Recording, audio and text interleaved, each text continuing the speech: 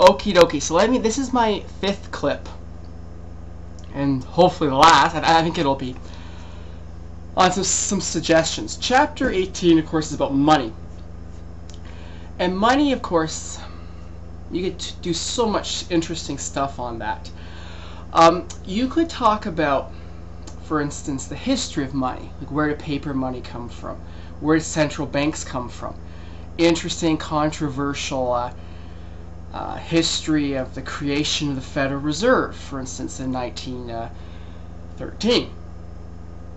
That's back during the time of good old Woodrow Wilson, who you may recall from the Simpsons episode. Remember when Edna Krabappel wanted to find a man, and then Bart was sort of writing her love letters and signing at Woodrow. Yes, that's that same guy. Of course, was the Federal Reserve Act created it back then. So you talk about that. That's a fascinating little story.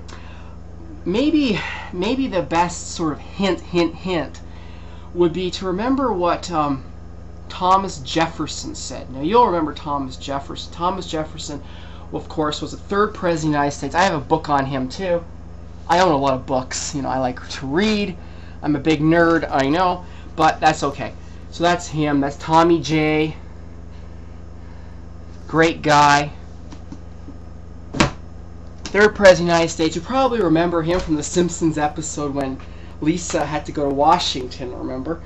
And she wrote her essay, Cesspool on the Potomac, right? And you might remember that the statues could talk, right? So the Thomas Jefferson statue at the Jefferson Memorial started talking. It was kind of complaining about the fact that everyone goes to the Lincoln Memorial and no one comes over to talk to Thomas Jefferson. Well, I went and talked to Thomas Jefferson because he's probably a much more important figure than Lincoln, I think.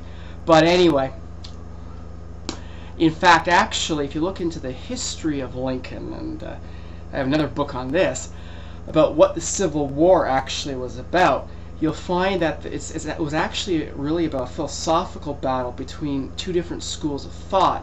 One was from a guy named Alexander Hamilton, and in one school, and versus Jefferson's school of thought, which is called states' rights, or whatever the name, sort of a decentralized government. So Jefferson had a lot of influence as a thinker. Anyway, he had a very famous quote. I have it here on the internet, so let me just look it up.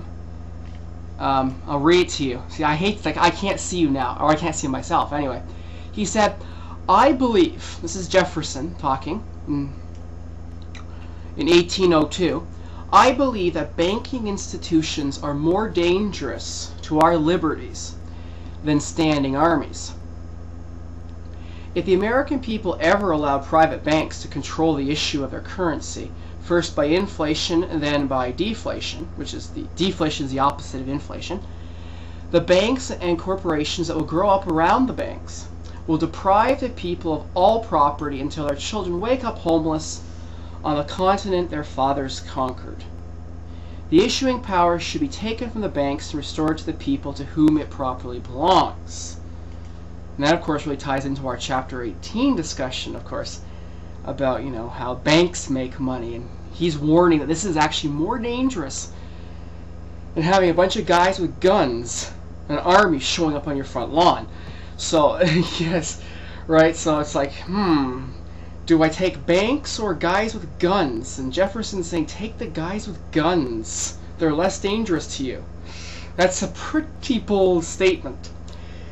And that, of course, raises the issue about, so you might ask yourself, well, why would some president of the United States say such a thing? What is the history of banking? So go look into that. A lot of interesting stories there. Probably where you might want to start is with the very classic story of the Rothschilds in England, and Nathan Rothschild, and the whole controversy about Napoleon and his Waterloo. So that could be interesting. Lots of cool stuff there. And really what Jefferson's talking about is danger of oligopolies. Power and control. So let me just ram this in here. Chapter 19 about stock markets, bond markets, all this stuff. Tons of great scandals. That could be great topics. So things like the S&L crisis, the savings and loan crisis, the 1997 meltdown. I got a whole list of these, and this is only a short list. Michael Milken, the old junk bond scandal, got securities fraud, racketeering, mutual fund industry gets itself in trouble, like late trading issues, the long-term capital crash, all that stuff, with hedge funds. So yeah, so look up hedge funds. Look up things like long-term capital and all this manipulation and stuff. Stock market manipulation, silver market manipulation, all these, lots of great cool stuff. Okay, so crashes, frauds, racketeering, scams, you name it. Look them up. That's chapter 19 stuff. Chapter 20 is about risk. Look up credit default swaps. If you really want to know what's going on, that's basically like insurance, and this is actually what makes this whole housing crash problem in the States billion times worse. Is these what are called credit default swaps, or buying insurance basically on these things. Like paper, the derivative. Basically, if you want to look at something very fascinating, look up derivatives markets. And that's where you're going to see a lot of these financial crises are actually coming from.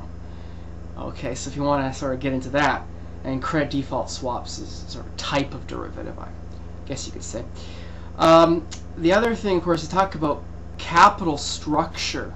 The old M&M, Modigliani and Miller, there's a classic thing for you from financial economics about how much debt and how much equity should a company have. Right, so should a company be all stock? 100% stock and no debt? Or should it be 100% debt and no stock? I suppose could happen, right? I suppose, let me think, can you have no stock in a company? Well, if it's privately held, I suppose, yeah. Yeah, then one person owns everything, so there's no need for shares. Yeah, so you could in a privately held corporation, yes, that would work. So you can look at that as well. Or even another thing is the whole credit card industry. And the whole thing about credit cards being issued to 19-year-olds and 20-year-olds. And that can be very controversial as well, because of course credit cards have ridiculous interest rates. A terrible way of financing. Reminds me, I have to pay off my credit card bill. Anyway, so, but I actually do make a little bit of money, not very much, but a little bit, so I can pay it off. And that's actually good advice, is to pay off your credit card bills. Anyways, look into that. That can be controversial. Credit card industry and advertising to students. Should they be allowed to advertise to students? And then finally, Appendix A, my last bit of time here, is about law stuff. If I was in your position, why don't I take on something like product liability? Good old, tort law stuff. And because tort means like injuring other people, right? So I do something and it injures you, it hurts you, it breaks your arm. Well, I hurt you, I've damaged you, like your body, and so it's a tort. So the classic ones here, go after like the big guys, the Ford cars that flip over, the tobacco companies. There's a good one, exactly. Or all these bankruptcies. The textbook mentions bankruptcy at the very end of Appendix A.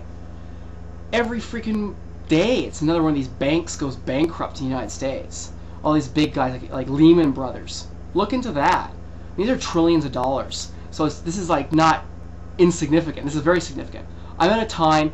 I hope this helped. Let me know. I'll be online. Bye-bye. Goodbye.